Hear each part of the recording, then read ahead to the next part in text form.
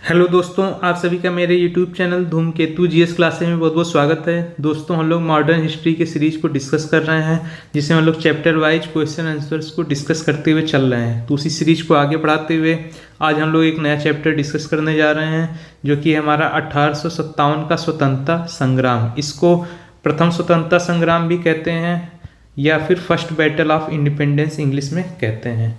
तो अगर इससे पहले आप लोगों ने वीडियोस नहीं देखी है तो उसको स्टार्टिंग से देखिएगा, क्योंकि सब चीज़ें आपस में कनेक्टेड हैं। और अगर आप किसी भी वनडे एग्जाम की तैयारी कर रहे हैं, चाहे यूपी ट्रिपल एस सी पेट की, यूपी पुलिस की या यूपीएसआई की, और साथ में आरओ के लिए भी ये सीरीज काफ़ी इम्पॉर्टेंट है, इसको ज़रूर देखिएगा। और अगर आपको वीडियोज अच्छे लगते हैं तो लाइक और शेयर ज़रूर करते रहिएगा, इससे हमें जो है सपोर्ट मिलता है। तो आइए स्टार्ट करते हैं पहले क्वेश्चन से। पहला क्वेश्चन है हमारा आज का, भारत के प्रथम स्वतंत्रता संग्राम का, देखिए यहाँ पे वर्ड आ गया है, प्रथम स्वतंत्रता संग्राम का मुख्य तात्कालिक कारण था। तो प्रथम स्वतंत्रता संग्राम के बहुत सारे कारण थे, जिसमें से एक तात्कालिक कारण था जिसकी वजह से क्रांति या विद्रोह स्टार्ट हो जाता है। तो इसके पीछे सामाजिक, आर्थिक और धार्मिक, ये तीनों कारण इसके पीछे जिम्मेदार थे। लेकिन और एक राजनीतिक भी जोड़ दीजिए। तो मेन तात्कालिक कारण क्या बना? तात्कालिक कारण ये बना कि जनवरी 1857 में नई इनफील्ड राइफल को इंट्रोड्यूस किया गया। इस राइफल की क्या खासियत थी कि इसमें जो कारतूस भरे जाते थे उसको मुंह से छीलना रहता था, और उसमें ग्रीस टाइप का एक मटेरियल लगा हुआ था। तो ये अफवाह फैल गई कि इसमें गाय और सूअर की चर्बी मिली हुई है।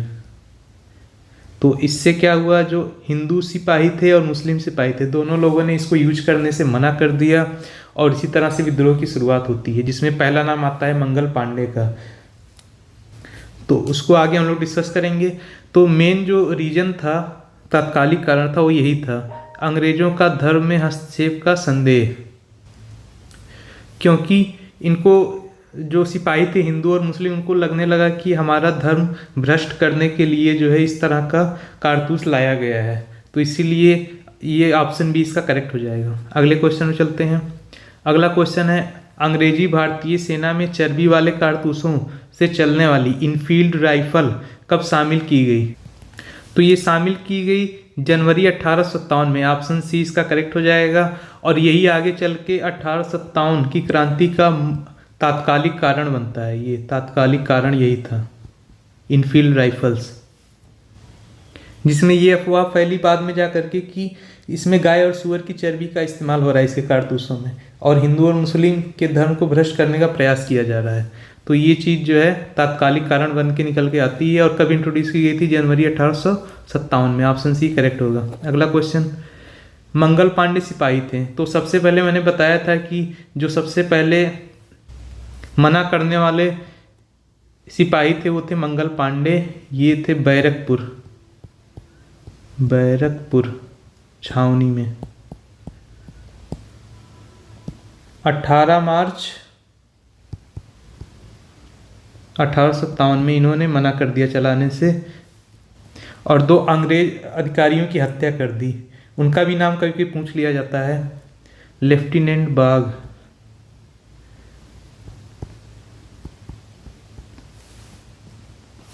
और लेफ्टिनेंट ह्यूसन। ये दोनों नाम याद रखिएगा, इन्होंने हत्या कर दी थी और बाद में इन्हें फांसी की सजा दे दी जाती है। तो सबसे पहले शहीद होने वाले थे मंगल पांडे 1857 की क्रांति में, और सबसे पहले स्टार्टिंग इन्होंने की थी। लेकिन जो मास लेवल पे जो स्टार्टिंग हुई, अपराइजिंग हुई, वो हुई थी आपकी यहाँ से, मेरठ से, 10 मई 1857। तो जब इन्हें ये कारतूस ना यूज करने की वजह से फांसी दे दी जाती है, और ये 2 अधिकारियों की हत्या कर देते हैं, तो इसकी वजह से इन्हें फांसी दे दी जाती है। इसकी वजह से जितने भी सिपाही थे हिंदू और मुस्लिम ईस्ट इंडिया कंपनी के तरफ से, वो सारे जो है एक बहुत सारा गुस्सा फूट पड़ता है, और अचानक से 10 मई 1857 को सबसे पहले मेरठ में जो है विद्रोह होता है, मेरठ की छावनी में। तो आगे चलते हैं अगले क्वेश्चन पे। 1857 के विद्रोह के समय बैरकपुर में कौन ब्रिटिश कमांडिंग ऑफिसर था? ये भी क्वेश्चन काफ़ी इंपॉर्टेंट है। तो इसका करेक्ट आंसर होगा ऑप्शन सी, हैरिसे। लेकिन इसका पूरा नाम कभी कभी पूछ लेता है, जॉन बेनेट हैरिसे। तो ये पूरा नाम इसका पूछ लिया जाता है, कमांडिंग ऑफिसर का नाम। चलिए अगले क्वेश्चन चलते हैं। अगला क्वेश्चन आर में आया हुआ है, तो काफ़ी इंपॉर्टेंट है। तो ये क्या है? 1857 के विद्रोह के दौरान बहादुर शाह ने किसे साहबे आलम बहादुर का खिताब दिया था? तो इसका करेक्ट आंसर हो जाएगा ऑप्शन सी, बख्त खान को दिया था। बख्त खान कौन थे? बख्त खान इनकी सेना के मुख्य सेनापति थे, सेना के मुख्य सेनापति।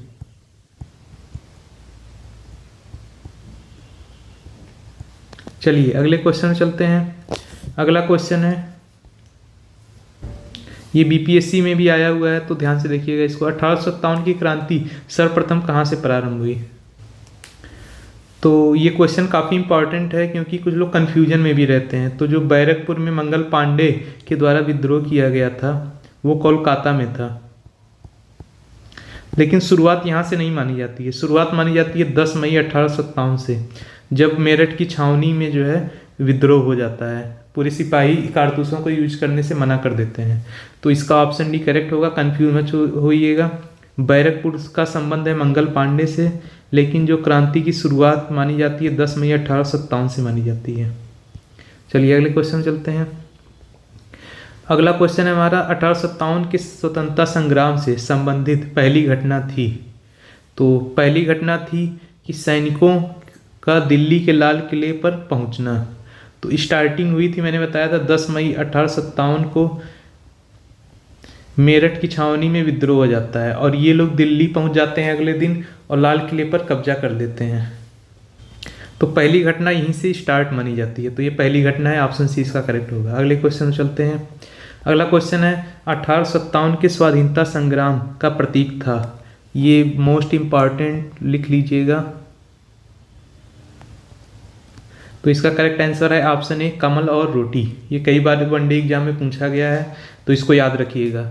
इस आगे भी पूछने की इसकी संभावना ज़्यादा है। चलिए अगले क्वेश्चन चलते हैं। 1857 के संग्राम के निम्नलिखित केंद्रों में से सबसे पहले अंग्रेजों ने किसे पुनः अधिकृत किया? तो इसका करेक्ट आंसर हो जाएगा ऑप्शन सी, दिल्ली को। तो सबसे पहले जो घटना हुई थी वो भी दिल्ली पे कब्जा हुई थी, लाल किले पे कब्जा कर लिया था सैनिकों ने। और उसके 3 महीने की घेराबंदी के बाद, 3 महीना जब इन्होंने घेराबंदी डाला, तो 20 सितंबर 1857 को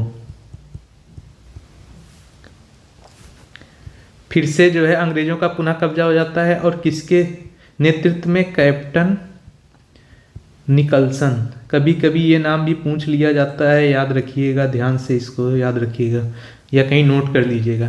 कैप्टन निकलसन के नेतृत्व में जो सेना आई थी उसने दिल्ली पर पुनः जो है कब्जा किया। 3 महीने का टाइम लगा इसमें, 20 सितंबर 1857 तक कब्जा हो गया था। अगले क्वेश्चन चलते हैं। अगला क्वेश्चन भी यूपी पीसीएस में आया हुआ है। 1857 के स्वाधीनता संघर्ष की वीरांगना महारानी लक्ष्मीबाई की जन्म स्थली है। तो इसका करेक्ट आंसर है ऑप्शन सी, वाराणसी। तो बहुत लोग कंफ्यूज रहते हैं और बिना सोचे समझे इसको झांसी को टिक कर देते हैं। तो ये ऑप्शन गलत है, यहाँ इनका जन्म नहीं हुआ था। तो इनका जन्म हुआ था वाराणसी में। चलिए अगले क्वेश्चन चलते हैं। अगला क्वेश्चन है, 1857 के बरेली विद्रोह का नेता कौन था? तो इसका करेक्ट आंसर होगा ऑप्शन ए, खान बहादुर थे। चलिए अगले क्वेश्चन चलते हैं। महारानी लक्ष्मीबाई की समाधि कहाँ स्थित है? तो इसका करेक्ट आंसर है ग्वालियर में। ग्वालियर में ही लड़ते हुए ये शहीद हो गई थी और वहीं पे इनका जो है समाधि बनाया गया है ग्वालियर में। तो इसका करेक्ट आंसर डी होगा, ग्वालियर। और ये एमपी पीसीएस में ही पूछा जा चुका है क्वेश्चन, तो ये काफ़ी इंपॉर्टेंट है, याद रखिएगा। चलिए अगले क्वेश्चन चलते हैं। अगला क्वेश्चन हमारा, लखनऊ में 1857 के स्वतंत्रता संग्राम का नेतृत्व किसने किया था? तो इस तरह के क्वेश्चन पूछे जाते हैं कि किस क्षेत्र का नेतृत्व किसने किया था। तो इसमें पूछा गया लखनऊ का नेतृत्व किसने किया था। तो इसका करेक्ट आंसर है ऑप्शन सी, हजरत महल ने किया था। और जो ऑप्शन बी और डी हैं, नाना साहब और तात्या टोपे, इन लोगों का संबंध था कानपुर से। चलिए अगले क्वेश्चन चलते हैं। अगला क्वेश्चन है, निम्नलिखित में से कौन इलाहाबाद में 1857 के संग्राम का नेता था? तो इलाहाबाद का पूछा है, तो इलाहाबाद में थे, ऑप्शन डी करेक्ट हो जाएगा, मौलवी लियाकत अली। इसका ऑप्शन डी करेक्ट हो जाएगा। यूपी पीसीएस में पूछा गया क्वेश्चन है, याद रखिएगा। अगले क्वेश्चन चलते हैं। अगला क्वेश्चन है हमारा, 1857 के संघर्ष में भाग लेने वाले सिपाहियों की सर्वाधिक संख्या थी।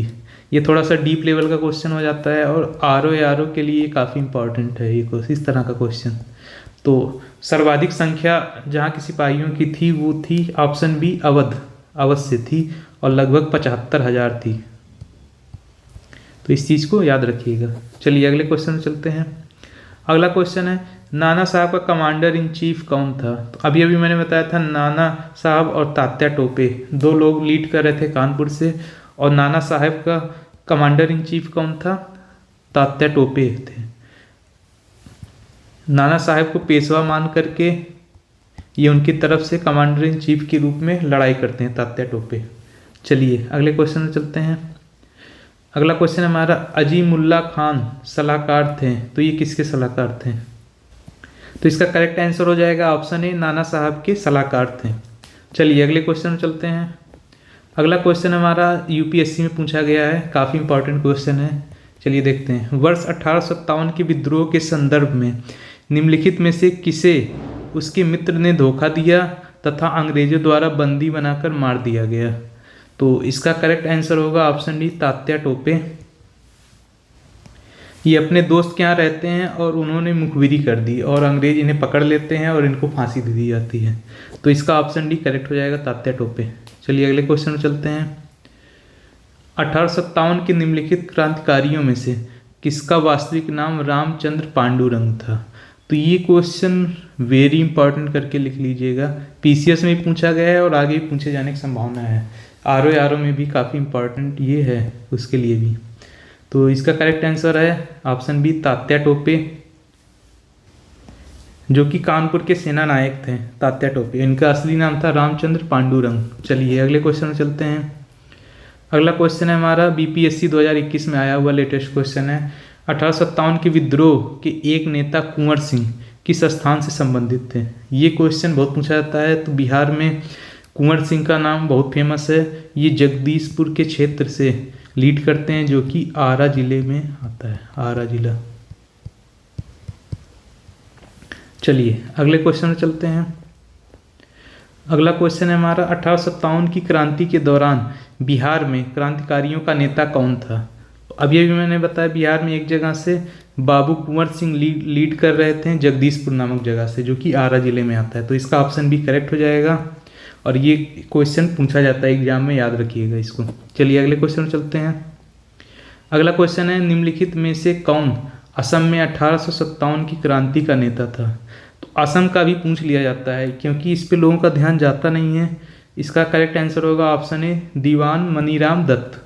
तो इसको याद रखिएगा, ये कभी भी बहुत इंपॉर्टेंट क्वेश्चन है, मोस्ट इंपॉर्टेंट लिख लीजिएगा इसको, पूछा जाएगा लेटेस्ट में, आप देखिएगा इसको, क्योंकि लोग जनरली इसको याद नहीं रखते हैं।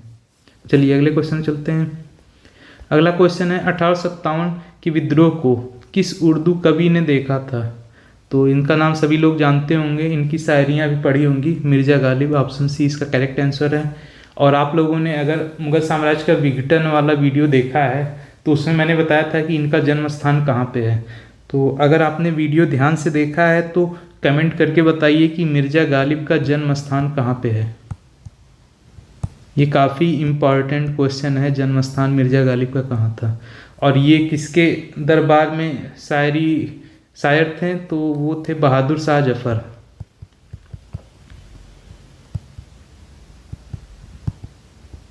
सेकंड। चलिए अगले क्वेश्चन चलते हैं। अगला क्वेश्चन है, 1857 के स्वतंत्रता संग्राम में किस राजवंश ने अंग्रेजों की सर्वाधिक सहायता की? ये भी क्वेश्चन अपने आप में एक इम्पॉर्टेंट आता है क्योंकि बहुत से राजवंशों ने अंग्रेजों की सहायता की थी सहायक संधि में, क्योंकि वो सहायक संधि पे हस्ताक्षर कर दिए थे। तो उन्होंने विद्रोह के टाइम पे अंग्रेजों की सहायता की सहायक संधि के अनुसार। तो इसका करेक्ट आंसर होगा ऑप्शन ए, ग्वालियर के सिंधिया। देखिए एमपी पीसीएस में ही पूछा गया क्वेश्चन है, तो इसको याद रखिएगा, काफ़ी इंपॉर्टेंट क्वेश्चन है ये। चलिए अगले क्वेश्चन में चलते हैं। अगला क्वेश्चन क्या है हमारा, निम्नलिखित वर्गों में से किसने 1857 के विद्रोह में भाग नहीं लिया। ये भी समझने वाली थोड़ा सा कॉन्सेप्चुअल क्वेश्चन आ जाता है। तो इसमें देखिए 4 ऑप्शन दिए गए हैं, खेतिहर मजदूर, साहूकार, कृषक, जमींदार। तो साहूकार और जमींदार इनको पार्टिसिपेट करने की कोई ज़रूरत ही नहीं थी विद्रोह में। क्यों? क्योंकि इनकी स्थिति ऑलरेडी मजबूत थी, हर तरह से जो टैक्स कलेक्ट हो रहा था, बढ़ रहा था, इनको ही फायदा हो रहा था। प्रॉब्लम में कौन था? कृषक और खेतिहर मजदूर, इनकी स्थिति बहुत दयनीय हो गई थी। तो इसीलिए विद्रोह में भाग केवल 2 ही क्षेत्र के लोग लेते हैं, खेतिहर मजदूर और कृषक। तो इसका ऑप्शन जो है इसमें पूछा है कि भाग नहीं लिया, जिसने पार्टिसिपेट नहीं किया, तो इसका करेक्ट आंसर हो जाएगा साहूकार और जमींदार वर्ग। तो हमारे 2 वर्ग जो है इस क्रांति में शामिल नहीं हुए थे। चलिए अगले क्वेश्चन में चलते हैं, ऑप्शन डी इसका करेक्ट हो गया। अगला देखिए मैचिंग वाला है। तो आर में भैया बहुत ही इंपॉर्टेंट है ये, इस टाइप का क्वेश्चन।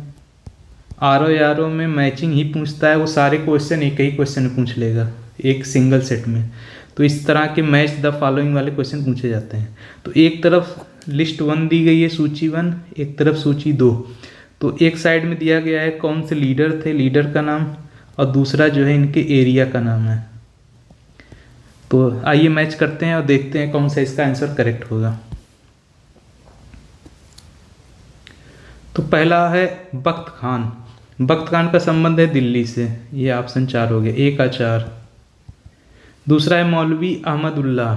तो मौलवी अहमदुल्लाह फैजाबाद से लीड करते हैं, और दूसरी चीज़ ये बेगम हजरत महल को भी सपोर्ट करते हैं, जो कि अवध से लीड कर रही थी। तो इनका भी नाम अवध से जुड़ा हुआ है, डायरेक्टली तो नहीं लीड कर रहे थे, लेकिन अवध को ये सपोर्ट दे रहे थे, तो इनका नाम अवध से जुड़ा हुआ है। तो बी का 1 हो गया, ये 1 हो गया, ये 4 हो गया।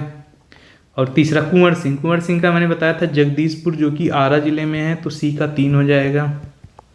और ऑप्शन डी है नाना साहेब। नाना साहेब का संबंध था कानपुर से, और इनका सेनापति थे तात्या टोपे, तो ये हो जाएगा ऑप्शन 1। तो इसका करेक्ट आंसर हो जाएगा ऑप्शन डी, 4, ए का 4, बी का 3, सी का 1 और डी का 2, सॉरी यहाँ पे 2 हो जाएगा। चलिए अगले क्वेश्चन चलते हैं। अगला क्वेश्चन भी मैच द फॉलोइंग का है, ये यूपी पीसीएस में आया हुआ है। पीसीएस में और आरओ में एक चीज़ याद रखिएगा, इसी तरह के क्वेश्चंस पूछे जाते हैं। इसमें भी वही चीज़ बोली गई है कि एक तरफ इधर क्षेत्र का नाम दे दिया गया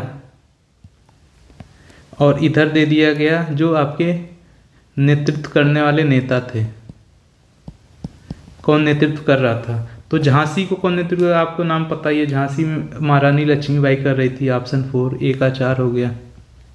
बी का लखनऊ है, लखनऊ में बेगम हजरत महल, ऑप्शन 3, ये सही हो गया। कानपुर से कौन थे, तो इसका करेक्ट आंसर होगा कानपुर का होगा मौलवी अहमद शाह, इसका 1 हो जाएगा। ये भी नाम इनसे जुड़ा हुआ है कानपुर से, ये भी याद रखिएगा। फैजाबाद, फैजाबाद का नाम जुड़ा हुआ है अजीमुल्लाह खान से। मैंने आपको बताया था ये अवध को भी सपोर्ट दे रहे थे, तो इनका नाम अवध से भी जुड़ा है। तो यहाँ पे जो है इसका नाम जो है यहाँ पे आ जाएगा 2 नंबर पे। तो इसका ऑप्शन कौन सा करेक्ट हो जाएगा, 4, 3, 1, 2। यहाँ पे थोड़ा सा मिस्टेक हो गया है, फैजाबाद की तरफ से मौलवी अहमद शाह थे, ये होगा, और कानपुर की तरफ से जो है ये अजीमुल्लाह खान। तो ये चीज़ थोड़ा सा मिस्टेक हो गया हमसे, इसको याद रखिएगा। इसका ऑप्शन 1 करेक्ट हो जाएगा, ठीक है। तो ए का 4 झांसी का आपको पता है रानी लक्ष्मीबाई, बी का 3 लखनऊ का हो जाएगा बेगम हजरत महल, कानपुर का हो जाएगा अजीमुल्लाह खान, ऑप्शन 2, और ऑप्शन डी फैजाबाद का मौलवी अहमद शाह, ये सही है, ये वाला ऑप्शन सही है आपका, ठीक है। तो ये आरओ का फेवरेट क्वेश्चन है, इस तरह का याद रखिएगा इसको। अगला क्वेश्चन है, इसमें भी इसी तरह की चीज़ें पूछी गई हैं कि कहाँ कहाँ पे विद्रोह हुए थे, विद्रोह का स्थान और विद्रोह के नेता। विद्रोह का स्थान हो गया, विद्रोह के नेता हो गए। तो संभलपुर सुरेंद्र शाही सही है, गंजाम राधाकृष्ण दंड सेना ये भी सही है, कश्मीर गुलाब सिंह ये भी सही है, और लखनऊ लियाकत अली। तो 1857 से पहले भी जो विद्रोह हुए थे उसका भी नाम इसमें मेंशन किया हुआ है, तो कंफ्यूज मत होइएगा। इसमें पूछा है सही सुमेलित नहीं है। तो आपको पता है लखनऊ से लियाकत अली लीड नहीं कर रहे थे, कौन लीड कर रहा था? हजरत महल।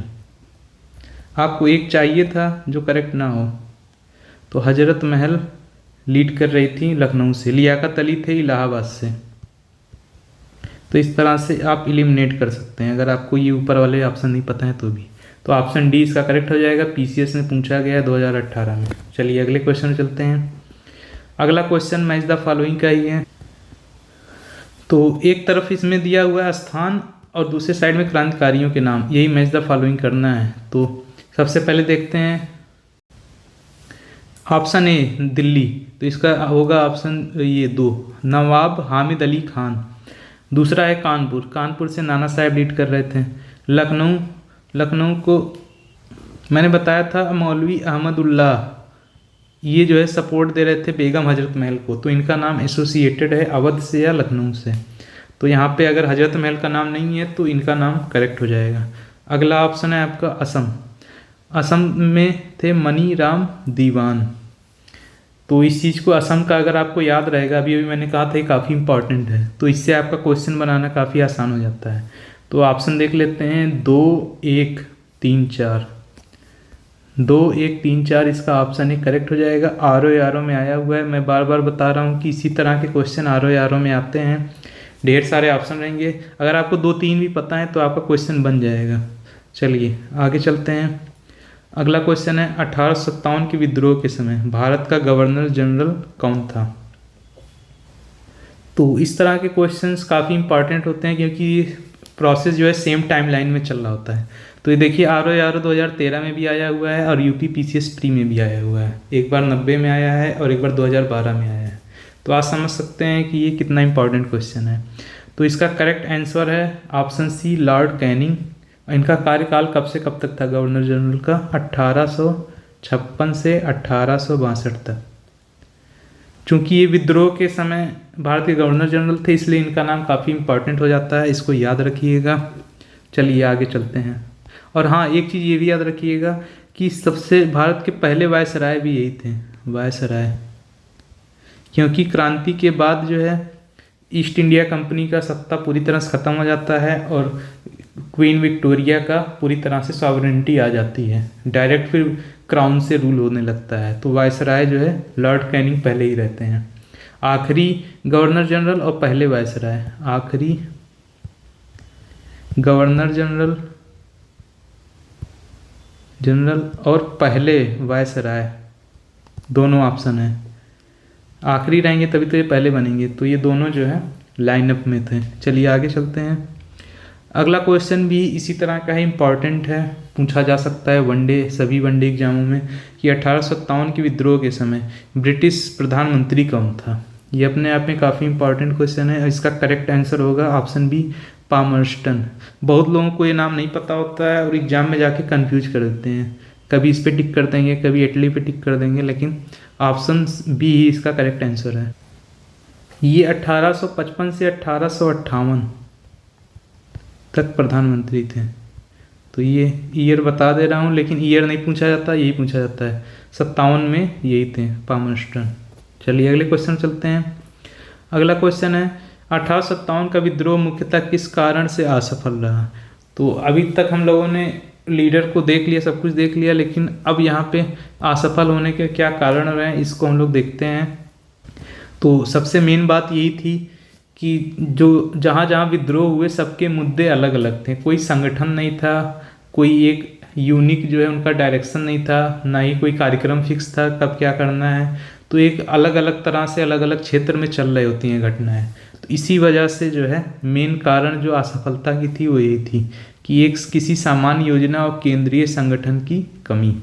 ये क्वेश्चन काफ़ी इम्पॉर्टेंट है, ये मान के चलिएगा एकदम। अगले क्वेश्चन में चलते हैं। निम्नलिखित में से किसने 1857 के विद्रोह को एक षड्यंत्र की संज्ञा दी। तो इसका करेक्ट आंसर है option A sir James Outram and W Taylor. इन दोनों लोगों ने कहा कि ये हिंदू मुस्लिम षड्यंत्र था। हिंदू मुस्लिम षड्यंत्र का नाम दिया। किसको? 1857 के विद्रोह को। सर जेम्स आउटरम और डब्ल्यू टेलरम। तो क्वेश्चन इस तरह के भी बनते रहते हैं, क्योंकि जो ये असफलता हुई और इसको किस किस नज़रिए से किस इतिहासकार ने देखा, उससे रिलेटेड क्वेश्चन बनते रहते हैं। और उस पर जो किताबें लिखी गई उस पर भी क्वेश्चन पूछते हैं। मैं आपको अभी आगे बताता हूँ। तो अगला क्वेश्चन देखते हैं। आधुनिक इतिहासकार जिसने 1857 के विद्रोह को स्वतंत्रता की पहली लड़ाई कहा। तो ये एक अपने आप में इम्पॉर्टेंट क्वेश्चन है और इसका आंसर होगा option C, VD. Savarkar.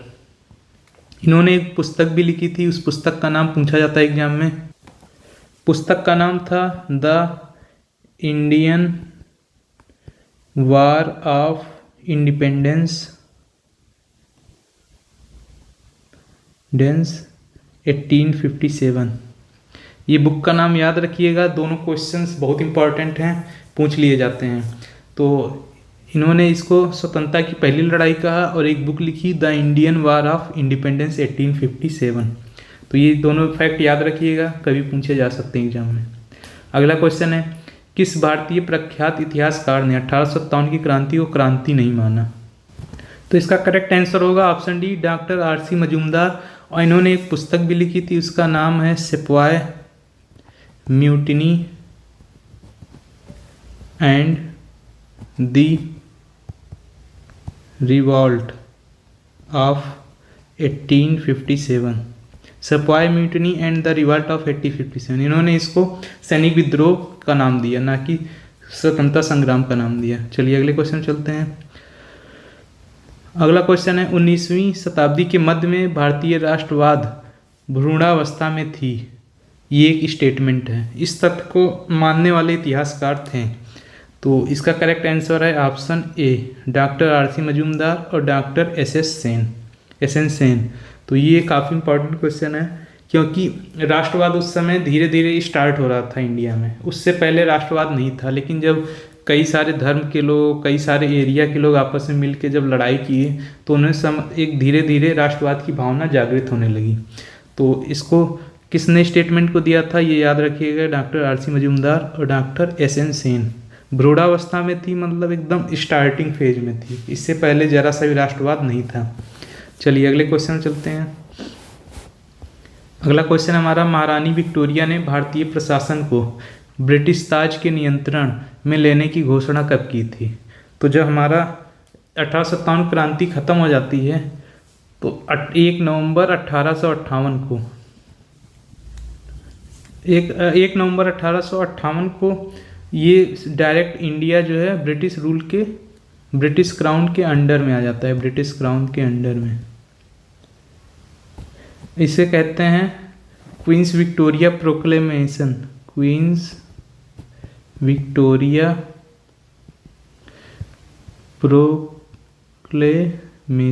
Proclamation CLAMI, ठीक। इसको कहते हैं क्वींस प्रोक्लेमेशन। तो डायरेक्ट इंडिया जो है ब्रिटिश क्राउन के अंडर रूल में आ जाता है और ईस्ट इंडिया कंपनी पूरी तरह से इसकी सत्ता समाप्त हो जाती है। चलिए अगले क्वेश्चन चलते हैं। साम्राज्ञी विक्टोरिया ने 1858 में घोषणा की कि भारतीयों को बहुत सी चीज़ें दी जाएंगी। तो उन्होंने वादा किया, उस अभी क्वींस प्रोक्लेमेशन मैंने बताया था, तो उसमें बहुत सी चीज़ों का आश्वासन दिया गया। लेकिन उन आश्वासन में से कौन सा ब्रिटिश शासन ने पूरा किया था, क्वेश्चन ये कह रहा है। तो उन्होंने प्रोक्लेमेशन में तो बहुत सारी बातें की, जो इलाहाबाद दरबार में जो है बताया गया था। इलाहाबाद दरबार में सबको बुलाकर, जितने प्रिंसली स्टेट थे सबको बुलाया गया और बताया गया। तो इसमें जो चारों ऑप्शन दिए गए हैं, ठीक है, ये एक थोड़ा कॉन्सेप्चुअल क्वेश्चन मैंने रखा हुआ है। जो चारों ऑप्शन दिए गए हैं चारों करेक्ट हैं। ये क्वींस प्रोक्लेमेशन में चारों बातें कही गई कि रियासतों को हड़पने की नीति समाप्त कर दी जाएगी, देसी रजवाड़ों की यथास्थिति बनाए रखी जाएगी, भारतीय एवं यूरोपीय सभी प्रजा को समान व्यवहार मिलेगा, भारतीयों के सामाजिक और धार्मिक विश्वासों को कोई हस्तक्षेप नहीं होगा। वादा तो सारा किया गया, लेकिन जो मेनली जिसको फॉलो ये लोग कर पाए वो था ऑप्शन ए, रियासतों को हड़पने की नीति। बाकी चीज़ों को इन लोगों ने अलग अलग तरह से डील किया और उसको फॉलो नहीं किया। जो मेनली फॉलो किया वो ऑप्शन ए यही करेक्ट है कि हड़पने वाली नीति जो थी डलहौजी की, डॉक्ट्राइन ऑफ लैब्स उसको जो है समाप्त कर दिया गया। चलिए अगले क्वेश्चन में चलते हैं। वो थोड़ा सा कॉन्सेप्चुअल क्वेश्चन था, लेकिन ठीक है, उसको आपको पता होना चाहिए। चलिए अगले क्वेश्चन पर चलते हैं, और जो कि हमारा आखिरी क्वेश्चन है आज का। निम्नलिखित में से कौन सा आयोग 1857 के विद्रोह के दमन के बाद भारतीय फौज के नव संगठन से संबंधित था? तो 1857 की जब क्रांति होती है उसके बाद ब्रिटिश क्राउन का डायरेक्ट रूल आ जाता है, और क्या चेंजेज होते हैं? गवर्नर जनरल का पोस्ट खत्म कर दिया जाता है, इनके जगह हो जाते हैं वायसराय। वायसराय जाते हैं, लॉर्ड कैनिंग पहले वायसराय थे। ठीक, इसके बाद रिफॉर्मेशन की आवश्यकता महसूस होती है कि सेना में रिफॉर्म लाया जाए, क्योंकि उस समय भारतीय सैनिकों की संख्या, ट्रूप्स की संख्या बहुत ज़्यादा हो गई थी इन कंपैरिजन टू यूरोपीय लोगों के तुलना में। तो उन्होंने कहा कि फिर से इसका जो है गठन किया जाएगा, और उसके लिए पील आयोग का गठन किया गया। ऑप्शन 20 का करेक्ट हो जाएगा, पील आयोग। और इसमें ये बताया गया कि जो बंगाल में ब्रिटिश वर्सेज भारतीयों की संख्या का रेशियो क्या रहेगा। पील आयोग में ये बताया गया बंगाल में क्या किया गया, 1:2 का अनुपात रखा गया सेना में, और मद्रास में क्या रखा गया, 1:3 का अनुपात। तो ये रेशियो फिक्स किया गया। इससे पहले भारतीयों की संख्या और ज़्यादा थी, तो इसको कम करके ब्रिटिशर्स की संख्या बढ़ाई गई, उसमें यूरोपीय सैनिकों की संख्या बढ़ाई गई, और ये रेशियो मेंटेन किया गया। तो पीला आयोग इससे संबंधित था, इसको याद रखिएगा। और इसी के साथ हम लोगों का ये सीरीज कंप्लीट होता है, ये चैप्टर कंप्लीट होता है। और वीडियो अच्छा लगा हो तो लाइक कर दीजिएगा, शेयर करिएगा, और सब्सक्राइब जरूर कर लीजिएगा चैनल को, क्योंकि हम लोग और भी सीरीज नए नए स्टार्ट करने वाले हैं। तो थैंक यू फॉर वॉचिंग।